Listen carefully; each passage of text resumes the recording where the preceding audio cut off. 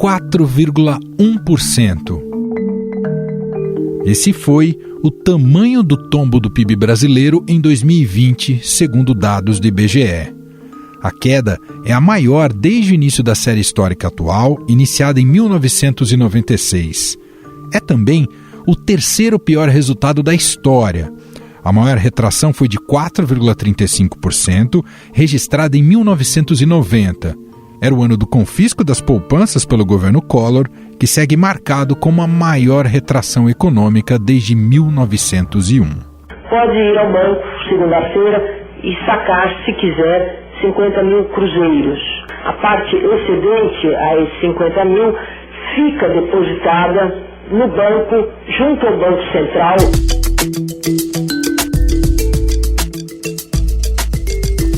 Dessa vez, o motivo por trás da crise é, claro, a pandemia do coronavírus. Estamos anunciando novas medidas para retardar ao máximo o avanço da epidemia do coronavírus em nosso estado. Em 2020, a pandemia fechou lojas que não podiam receber clientes e fábricas que não podiam aglomerar trabalhadores. Assim, vendas e produção foram para perto de zero ao mesmo tempo. O segundo trimestre do ano passado foi o que mais pesou no resultado. Entre abril e junho, logo após o início das restrições para conter o avanço da pandemia, houve queda de 9,2% ante os 3 primeiros meses do ano. O setor de serviços foi o mais afetado e encolheu 4,5% no ano. Já a indústria registrou queda de 3,5%. Por outro lado, a agropecuária cresceu 2,5%. O fechamento de hotéis, restaurantes e academias por causa da pandemia no ano passado foi o que puxou o índice dos serviços para baixo. Só a agropecuária, que subiu 2%, graças a safras recordes de soja e também de café.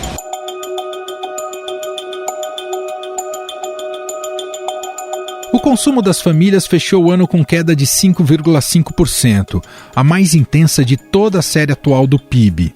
Antes, o pior resultado deste componente havia sido registrado em 2016, quando houve recuo de 3,8%. Vale lembrar que o tombo poderia ter sido maior sem o auxílio emergencial, que manteve muitas famílias consumindo ao longo do ano. A queda do PIB trouxe outra notícia ruim para o país. Com o resultado, o Brasil saiu do ranking das 10 maiores economias do mundo e caiu para a 12ª colocação, segundo o levantamento da agência de classificação de risco Austin Rating. Mas o que esses números significam para os brasileiros? Como eles afetam o nosso dia a dia? Para falar sobre esses dados e analisar o atual cenário com a pandemia, convidamos a professora de economia do INSPER, Juliana Inhas. Tudo bem, professora? Seja muito bem-vinda mais uma vez aqui ao programa. Olá, Emanuel. É um prazer estar com vocês. Professora, como temos que olhar para esse encolhimento aí, desse resultado do PIB de uma queda de 4,1%? Basta colocar na conta da pandemia ou há sinais aí de problemas mais crônicos, professora? Não dá, infelizmente, para a gente colocar só na conta do Covid esses menos 4,1% aí que a gente verificou, né, de encolhimento da economia brasileira em 2020. A gente sabe, é óbvio, que o coronavírus ele tem um impacto muito grande dentro da economia brasileira, então, sem dúvida, ele é muito responsável por essa queda. Porém, a gente também não pode esquecer que antes de começar a pandemia, o Brasil já estava numa situação um tanto delicada, né, Manuel? A gente vinha aí de 3 anos de crescimento na casa de 1 e poucos %. Então, a gente já tinha aí um histórico relativamente complicado de uma economia que crescia muito pouco e que, é óbvio, né, já entrou na pandemia numa grande desvantagem. E certamente sem a pandemia a gente também não teria crescido tanto assim como a gente gostaria de noticiar. A equipe econômica, comandada pelo Paulo Guedes, se disse satisfeita com o número e usou como baliza resultados de outros países, como Espanha, Reino Unido, Itália. Esses países tiveram tombos maiores. Faz parte do jogo esse excesso de otimismo, professor? Faz, Emanuel. Na verdade, a equipe do governo, né, especial o ministro Paulo Guedes, ele tem que, de alguma forma, sinalizar que o trabalho da parte deles está sendo feito e ele sabe qual é o impacto, né, da percepção do governo frente à formação de percepções e expectativas dentro do mercado. É óbvio que essas expectativas não conseguem salvar uma economia num momento crítico, mas elas ajudam, né, a sacramentar um caminho, muitas vezes, de atração de investimentos, etc. Então, sim, faz parte do jogo que ele diga que o número é satisfatório, especialmente porque, se a gente também for olhar quais eram as projeções do FMI e do Banco Mundial para o Brasil em 2020, elas eram, no começo da pandemia, muito ruins, né? Então, a gente consegue se distanciar desse resultado muito ruim, mas, de fato, está muito longe de se comemorar esses menos 4,1%. Isso significa que a economia brasileira encolheu, que o brasileiro tem menos bens e serviços disponíveis, que o bem-estar está menor, que as pessoas estão numa condição social pior. Então, a gente está realmente muito longe de comemorar, porém, o tombo poderia ter sido maior e não foi. Professora, como é que a gente conecta esse número quando a gente olha para ele, desse encolhimento? Porque o PIB sempre pode parecer uma coisa um tanto abstrata, né, para a compreensão geral. Como é que a gente conecta ele pensando na vida, no cotidiano das pessoas? O PIB é o nosso olhar sobre tudo aquilo que é produzido dentro de uma economia, sejam bens, sejam serviços. Então, quando a gente está falando de um encolhimento desse valor, a gente, na verdade, está falando que, primeiro, o Brasil está produzindo menos, e se tem menos coisas sendo produzidas em bens e serviços, é porque tem menos coisas para serem consumidas. E isso resulta também, não podemos esquecer, numa redução também de renda, né? Porque a gente só consegue ter renda se a gente conseguir produzir e se essa produção for demandada, for comercializada. Então, quando a gente olha esse número para o brasileiro, ele se reflete primeiro numa redução do poder de compra, mas não é uma redução do poder de compra via preços, como geralmente a gente comenta, é uma redução do poder de compra no sentido de que o brasileiro hoje tem menos dinheiro. E ele tem menos dinheiro porque, na média, ele está produzindo menos. Se ele está produzindo menos, ele está sendo menos remunerado por isso, então ele vai comprar menos bens e serviços, e isso, no final das contas, se reflete aí numa situação de vida um tanto pior. Talvez não para todos, né? A gente sabe que esse número é um número agregado, mas ele tenta refletir a média, e na média o que acontece é que hoje o brasileiro ganha menos, tem menos renda, consome menos bens e serviços, tem uma qualidade de vida pior. Em 2020, professora, tivemos um componente muito importante que impacta no resultado do PIB também, que foi o auxílio emergencial, que deve voltar agora em 2021, só que com valor menor daquilo que foi pago no ano passado. Diante disso e daquilo que tem tomado de medidas a equipe econômica até agora no país, o que a gente pode esperar de desempenho da economia? A gente pode olhar para ela como num movimento de recuperação ou não, professor?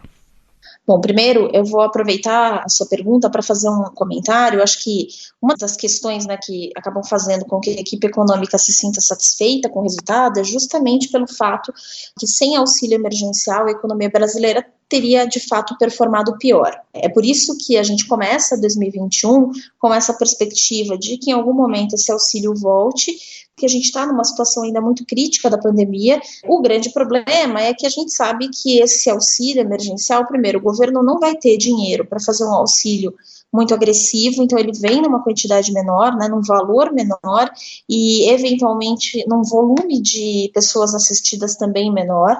E é óbvio, né, que esse auxílio emergencial, ele provavelmente vai acontecer mais agora no começo do ano, e vai ser difícil a gente garantir que a economia brasileira consiga, de uma forma ágil, voltar ao ritmo que tinha, ou pelo menos um começo, né, de uma recuperação mais franca, a partir dessa nova onda que agora se instala e que provavelmente tem uma certa permanência, né? A gente ainda vai falar bastante dessa aceleração de casos, e, naturalmente, da piora das condições econômicas nos próximos meses. Então, acho que a perspectiva para 2021, ela não é uma perspectiva muito otimista. A gente tem aí os planos de imunização, mas se a gente for olhar o ritmo como as coisas estão sendo feitas e os problemas prévios, se a gente for pensar também o tanto de esforço que a gente tem visto para que reformas que são importantes sejam discutidas, sejam aprovadas ou surtam algum efeito, a gente vai ver que nada tem caminhado muito do jeito que seria necessário para fechar o ano de 2021 com a perspectiva ou a sensação de uma recuperação. Então, acho que 2021 deve ser um ano que a gente ainda tropeça bastante, ainda não deve ser o ano, infelizmente, da recuperação econômica, considerando em condições ótimas que as imunizações sejam feitas, que a população consiga ir retornando ao longo do tempo aí às suas atividades mais próximas do normal. Ainda assim, a gente já perdeu 2 meses, provavelmente a gente vai ter mais meses difíceis pela frente, dificilmente a gente vai conseguir grandes ganhos em PIB se a gente não conseguir acelerar processos de imunização, se a gente não conseguir começar a pensar em como é que as reformas voltam para o nosso dia a dia. Então, 2021 deve ser um ano de crescimento provavelmente positivo, mas não porque a economia vai crescer, é um crescimento positivo que vem meio que tentando diminuir um pouco a herança que 2020 deixou, mas longe de ser o ano em que a gente recupera a economia brasileira e volta a ter um protagonismo maior, como a gente tinha antes da última recessão que a gente viveu lá nas épocas de 2013 e 2012.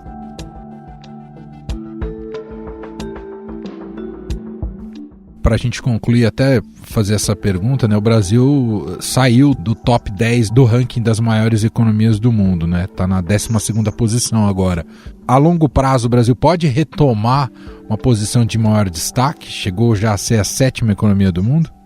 Pode sim, sem dúvida. Eu acho que o que acontece agora na economia brasileira, isso não é determinante para o nosso médio e longo prazo. É óbvio, é um fator importante, olhar para a economia brasileira hoje e ver esse retrocesso é importante, especialmente se a gente conseguir usar isso como uma lição para o que vem lá para frente. Então, a gente precisa tomar consciência de que a economia brasileira perdeu o seu protagonismo, que a gente foi passado por outras tantas e que, para que a gente volte a ser a 7ª economia e talvez até progredir nesse ranking, a gente vai precisar implementar reformas que sejam efetivas. Então, é possível, sim, mas isso vai exigir uma disciplina e um esforço um tanto significativo do governo e da própria sociedade para que isso aconteça. Então, a gente vai ter que ver reformas sendo pensadas, discutidas, aprovadas, a população compreendendo a necessidade dessas reformas, a gente provavelmente consegue voltar a ter esse protagonismo, mas a gente, infelizmente, hoje trabalha num campo de possibilidades. A gente não tem certeza que isso vai acontecer, porque são muitas variáveis envolvidas e a gente precisa, na verdade, primeiro resolver a situação dentro da economia brasileira, né? Então, resolver as bases dessa economia, para que então depois a gente consiga pensar em medidas que façam de fato o Brasil crescer e voltar a ter esse protagonismo. Muito bem, nós ouvimos a economista Juliana Inhace, ela é professora do INSPER. Muito obrigado mais uma vez, professora. Eu que agradeço, Emanuel. Uma ótima tarde a você e a todos os nossos ouvintes.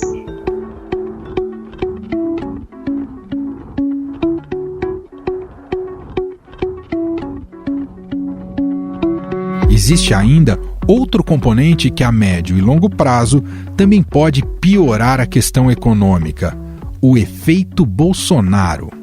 Nos dias que antecederam a canetada do presidente no comando da Petrobras, a Bolsa Brasileira estava acima dos 119 mil pontos. Desde a mudança na empresa, o Ibovespa, principal índice da Bolsa, luta para se manter no patamar atual de 111 mil pontos. O que eu quero da Petrobras, exijo transparência e previsibilidade, nada mais além disso. É direito meu reconduzi-lo ou não, ele não será reconduzido. Qual o problema? Antes da intervenção, o dólar estava em R$ 5,44. Ontem, a moeda fechou em R$ 5,66. Em fevereiro, estrangeiros retiraram mais de 6 bilhões de reais da Bolsa de Valores, o primeiro mês desde setembro de 2020 com fuga de capital. O repórter do Estadão, Douglas Gavaras, foi ouvir especialistas sobre esse tal efeito Bolsonaro na economia e conta para nós o que ouviu. Tudo bem, Douglas? Seja muito bem-vindo aqui ao podcast. Olá, Manuel, tudo bem? Obrigado por me receber. Além do resultado do PIB, conforme a gente indicou aqui e analisou, a gente também precisa olhar para o momento atual da economia brasileira e principalmente na interligação, na intersecção entre economia e política. Queria que você contasse inicialmente aqui um pouco para a gente sobre como esse comportamento do presidente da República tem interferido no resultado e no desempenho da nossa economia. Nos últimos tempos, mais do ponto de vista negativo do que positivo. Economia é muita expectativa. Quando você é um investidor, você é um empresário, você está sempre pensando lá na frente, tentando imaginar como é que o país vai estar daqui a alguns meses, daqui a alguns anos, para você tomar uma decisão de investir, de ampliar a sua empresa. Quando você é um consumidor também, assim, você só toma uma decisão grande, como comprar um carro ou comprar uma casa, quando você imagina que daqui a algum tempo você vai estar empregado, você vai estar com uma renda, a sua família vai estar relativamente organizada. E tudo que a gente tem tido no país nos últimos tempos é imprevisibilidade. Muito por conta da pandemia, né, que a gente já está lutando contra ela desde o ano passado, principalmente por conta da forma como o governo tem lidado com a pandemia. A gente sente que, desde o começo da pandemia aqui no país, criou-se uma oposição, uma dicotomia entre resolver a questão da pandemia ou cuidar da economia, quando na verdade assim, as experiências internacionais mostram que não tem uma separação, não é uma coisa ou outra. Quando a gente olha para o que está acontecendo em Israel, no Reino Unido, até de certa forma nos Estados Unidos, apesar do grande número de mortos e das dificuldades deles por lá, são lugares em que o processo de vacinação está avançando e os sinais para o futuro já são positivos. Assim, os investidores eles olham para esses lugares como lugares em que as pessoas vão poder voltar a trabalhar normalmente, vão poder voltar a consumir. Então é muito mais esperto, muito mais inteligente você investir nesses lugares do que em lugares como o Brasil, em que a gente tem muitas dificuldades ainda para avançar no processo de vacinação.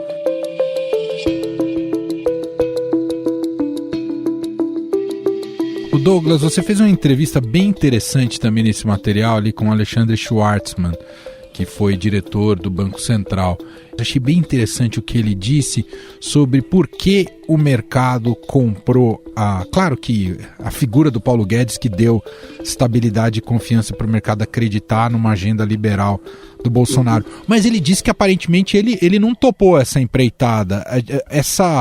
Essa desilusão está ocorrendo agora, e principalmente depois da interferência na Petrobras, Douglas? É um sentimento de traição, assim.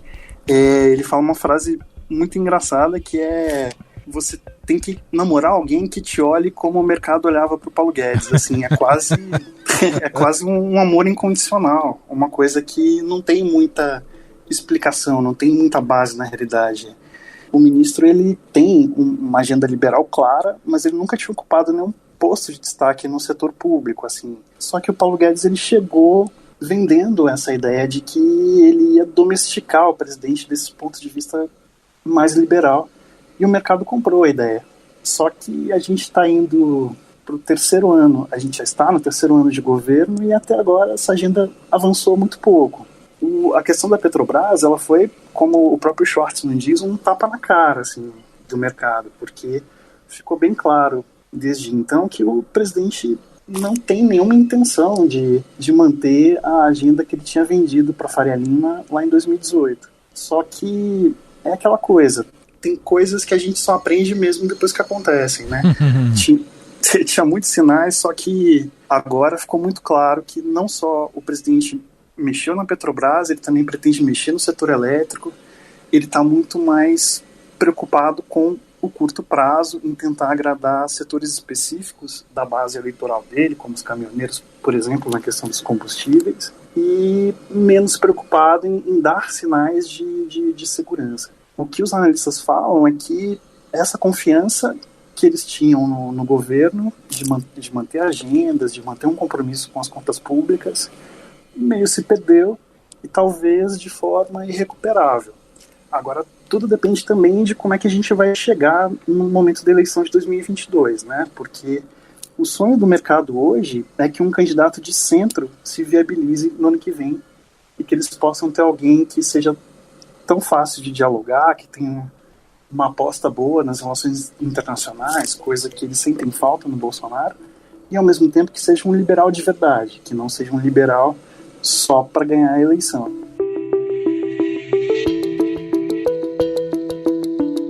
Bom, os horizontes não são muito positivos e há esse sentimento, como você destacou, Douglas, de traição.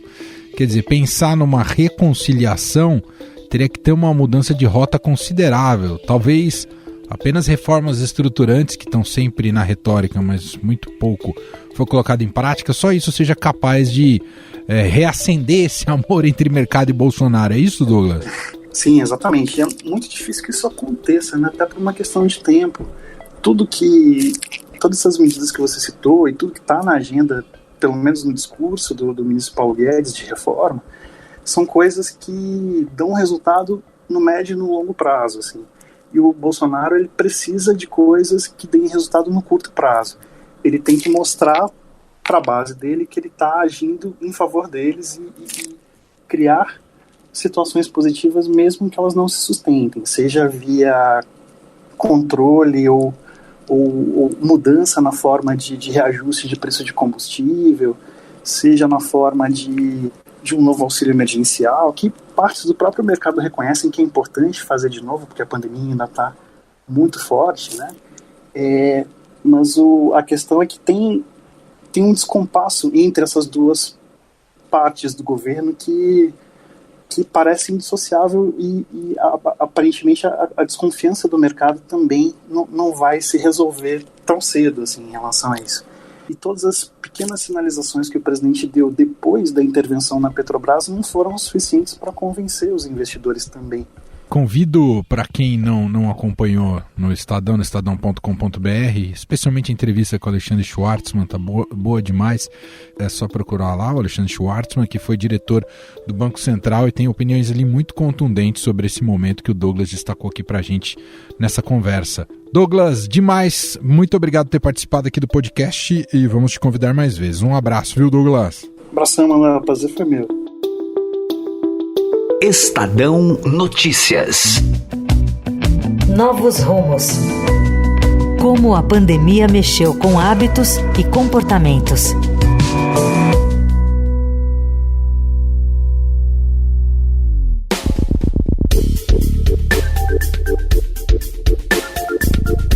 Neste quarto episódio da nossa série especial, vamos falar sobre as incertezas no âmbito profissional. Para a maioria dos brasileiros, o ano de 2020 foi marcado por diversas incertezas. Segundo o estudo, no âmbito profissional, houve quem teve apoio e aqueles que tiveram de lidar sozinhos com as angústias. A pesquisa internacional realizada pela consultoria Oliver Wyman identificou que o bem-estar do brasileiro nesse segmento passou de 18% em setembro para 25% em dezembro. Mas os dados também indicam que 32% têm a sensação de que houve piora ou muita piora. O sentimento, inclusive, é um dos motivos para se buscar ajuda para a saúde mental. Estresse financeiro, com 23%, seguido de estresse no trabalho, com 13%, foram os motivos que fizeram brasileiros procurarem ajuda profissional.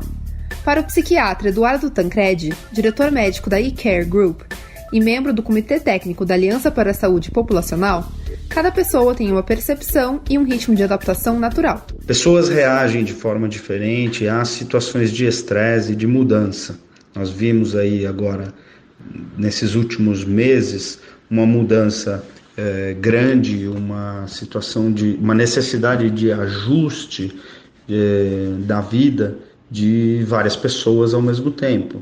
No entanto, a gente vê tipos de reações diferentes, cada um com o seu tempo e com a sua forma de reagir a essas mudanças. Não existe uma regra, uma forma única ou correta de se reagir a essas situações. Existem sim as variações individuais de cada um. Uma pessoa com postura passiva diante de crises entende as mudanças como uma ameaça à carreira. Essa é a opinião de Joel Dutra, coordenador do Programa de Estudos em Gestão de Pessoas da Fundação Instituto de Administração. Em momentos de crise, é normal nós não termos ou reduzirmos as oportunidades de desenvolvimento, de empregabilidade, né? Então a percepção das pessoas, né, esse pessimismo em relação à carreira, ela não é infundada, né? É normal que nas crises isso ocorra. Porém, as crises elas nos trazem oportunidades, novas possibilidades de nos reinventarmos, de olharmos de uma forma mais crítica para o nosso desenvolvimento profissional. E a forma de nós encararmos isso e assumirmos de uma forma mais enfática o protagonismo da nossa carreira, do nosso desenvolvimento.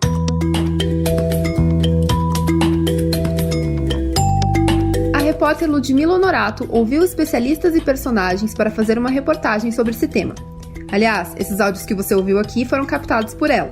Ela também traz aqui seu testemunho de como foi produzida essa matéria. A reportagem começou a partir da pesquisa da Oliver Wyman, que mostrou várias mudanças, né, sofridas aí na vida dos brasileiros por conta da pandemia, e uma delas foi em relação à carreira.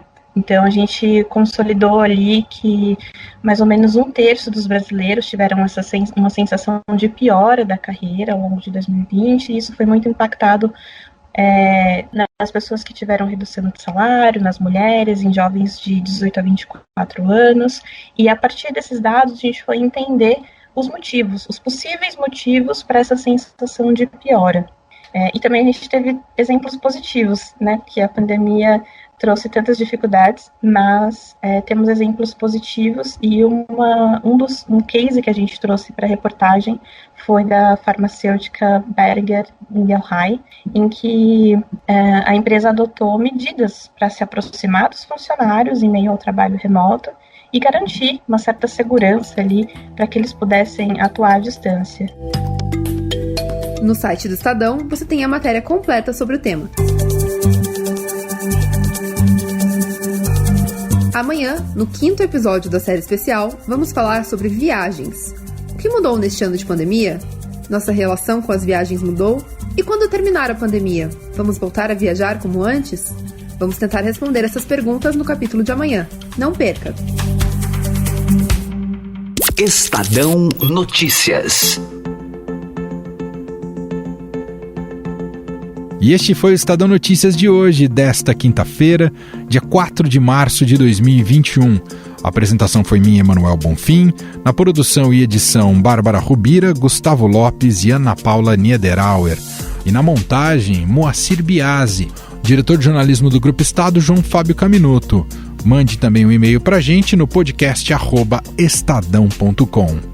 Um abraço para você e até mais. A vacina protege você e protege os outros. Por isso, quanto mais gente disser vacina sim, mais protegido todo mundo vai ficar. Quando for a sua vez, vai até lá, levanta a camisa e mostra o braço. Mostra pra todo mundo que você diz sim. Sim pra esperança, sim pra volta do abraço, sim pra vida. Vacina sim. Uma campanha do Consórcio de Veículos de Imprensa para Todos. Vacina sim.